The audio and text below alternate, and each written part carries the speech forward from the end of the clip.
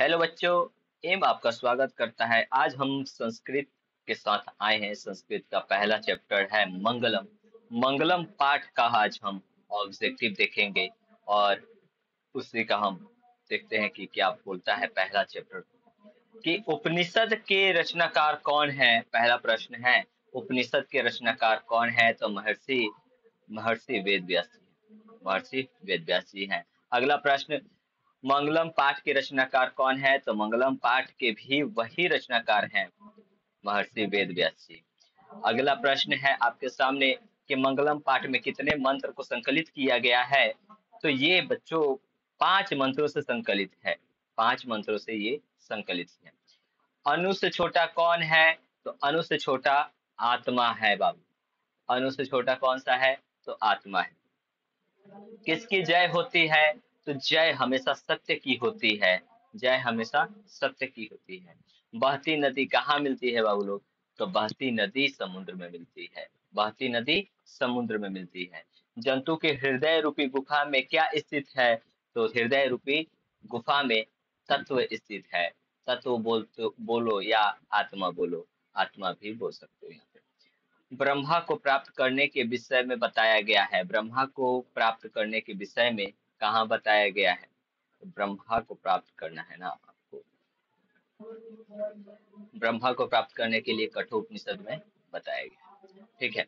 अगला प्रश्न है, देवलोक का मार्ग किससे प्रशस्त होता है या प्राप्त होता है? तो देवलोक का मार्ग प्राप्त करना है तो सत्य से प्राप्त कर सकते हैं। सत्य से ही प्राप्त किया जाता है। सत्यम से क्या प्राप्त होता है? तो सत्यम से देवलोक प्राप्त होता है। सत्यम से देवलोक प्राप्त होता है। मृत्यु को वश में कौन कर लेते हैं? मृत्यु को वश में विद्वान पुरुष कर लेते हैं या विद्वान व्यक्ति कर लेते हैं। ठीक है। किसकी जय नहीं होती है? किसकी जय नहीं होती है? तो बाबू असत्य की जय नहीं होती है। असत्य की जय कभी नहीं होती है। उपनिषद में किस महिमा का वर्णन किया गया है? तो परम पुरुष की वर्णन किया गया है।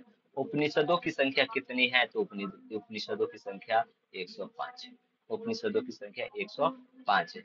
आत्मा के गुड रहस्य की किसमें व्याख्या की गई है? आत्मा किसमें की गई है? तो श्वेताश्वतर में की गई है। ठीक है। आत्मा की,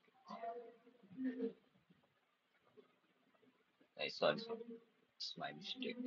ये इसे कठोपनिषद में की गई है भाई लोग। कठोपनिषद में की गई। परमात्मा की महिमा का वर्णन किस में किया गया है? परमात्मा के वर्ण, परमात्मा है तो परमात्मा का हमेशा बोलेगा तो ईश्वर, ईश्वरस्योता शिवोपनिषद में की गई है।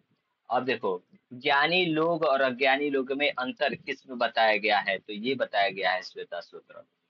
श्वेता श्वेता सूत्र में बताया गया। सत्य का मुख किससे ढका हुआ है? तो सत्य का मुख हिरण्मयनम पात्र से यानी कि सोने के पात्र से ढका हुआ है। सत्य का खजाना कहाँ है? तो सत्य का खजाना देवलोक में। सत्य का खजाना देवलोक में। बाबू इतना ही प्रश्न था आज के संस्कृत के पहले वाले चैप्टर से। अगर ऐसा होगा तो दूसरा पार्ट भी और मैं लेकर के जरूर आऊंगा आप लोगों के लिए। तब तक के लिए आप बने रहें हमारे साथ, और चैनल को नए होंगे तो सब्सक्राइब जरूर कर लीजिएगा। अपने दोस्तों में शेयर भी कर दीजिएगा। ठीक है बच्चों, धन्यवाद।